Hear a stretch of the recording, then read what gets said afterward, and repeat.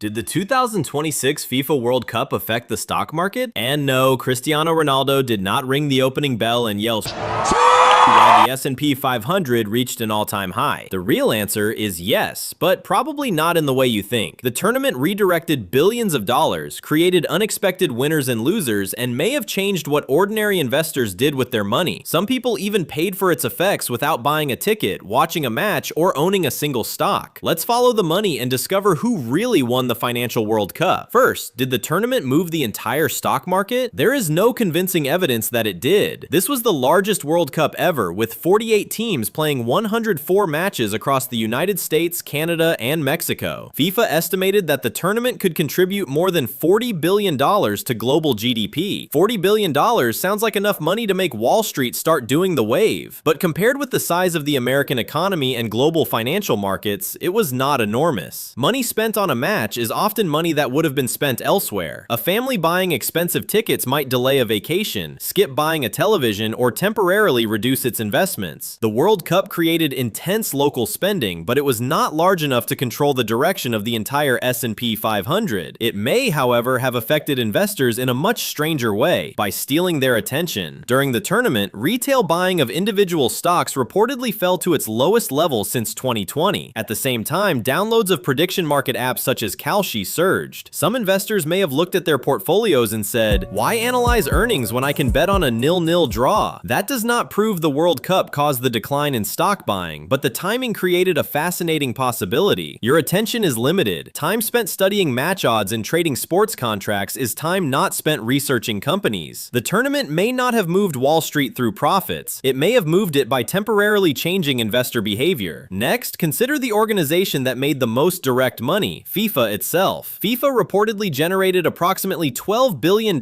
from the tournament, but you could not open your investing app and buy FIFA stock. FIFA is not publicly traded, so ordinary shareholders did not directly participate in its enormous payday. FIFA is now exploring a commercial operation reportedly valued around $20 billion. FIFA collected billions while retail investors were standing outside like Squidward watching SpongeBob and Patrick have fun. Which publicly traded company had the strongest evidence of a World Cup boost? Adidas made an impressive case. The company said it sold 4 times as many World Cup jerseys and twice as many match balls as during the previous tournament. Adidas expected approximately 1.5 billion euros in World Cup related sales.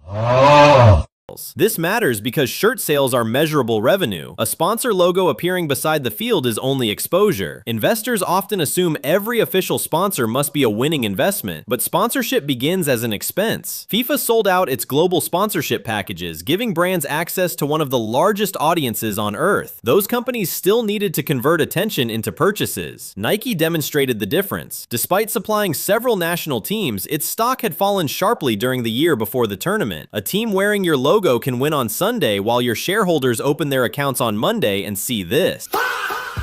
The lesson is simple. A popular team cannot automatically fix weak sales, shrinking margins, or company-wide problems. Tourism produced another unexpected split. Airbnb described the tournament as the largest hosting event in its history. Traditional hotels experienced much more uneven results. Seattle's average hotel occupancy during its match period was below the same period in 2025. Atlanta reportedly sold around 61,000 fewer hotel room nights during semifinal week than it had 1 year earlier. Some visitors used short-term rentals. Others stayed with relatives, traveled only for match day, or avoided expensive cities entirely. Millions of visitors does not tell investors which company received their money. The hotel revenue increase contained a hidden detail. During one tournament week, revenue per available room in host cities increased by roughly 9.6%. Room prices increased about 9.2%, while occupancy rose only around 0.4%. Hotels were not serving dramatically more guests. They were mainly charging each guest more. Hotels looked at regular summer prices and said, "Those are rookie numbers." For many viewers, the World Cup's economic impact appeared on their hotel bill before it appeared in their portfolio. Where did international visitors actually spend their money? Visa reported that cross-border transactions in host cities increased nearly 20% compared with the previous year. Transportation and entertainment received some of the heaviest spending. Areas around San Jose, Boston, and Miami recorded particularly strong increases in in-person purchases. Visa Visa called these temporary bursts of activity pop-up economies. A restaurant beside a fan zone could experience its best month ever, while another restaurant 50 miles away received almost no benefit. That is why the tournament felt economically enormous in certain neighborhoods and almost invisible to the national stock market. Media companies also gained something extremely valuable: your time. Through July 5th, Telemundo and Peacock recorded 61 billion minutes of World Cup viewing. That exceeded the total Spanish-language viewing minutes from the entire 2018 and 2022 men's tournaments combined. World Cup content also generated approximately 1.42 billion social video views through those platforms. Apparently, telling soccer fans to watch only one match is like telling Netflix viewers to watch only one episode.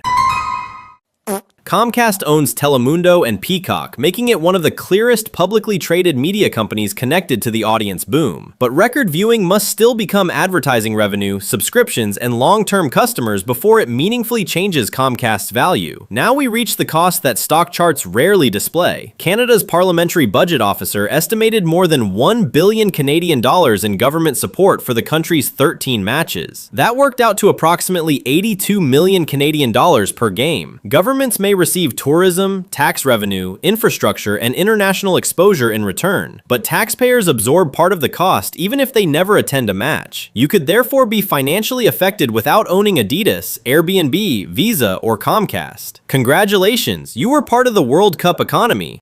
I'm doing my part. I'm doing my part. I'm doing my part. I didn't do Your participation may have been mandatory. So, did FIFA 2026 affect the stock market? It affected specific companies, but it did not clearly control the overall market. Adidas sold more merchandise, Visa processed more international spending, Comcast captured record attention, Airbnb benefited from shifting travel habits, some hotels charged more while filling fewer rooms. Meanwhile, FIFA captured the largest direct payday, governments carried major costs, and investors may have redirected attention from stocks to soccer predictions. The real story is not that the World Cup made the entire market rise or fall. It moved money from one pocket to another, and your pocket may have been one of them. If you enjoyed following the money behind the world's biggest events, hit like and subscribe for more investing content. Thanks for watching, and I'll see you in the next one.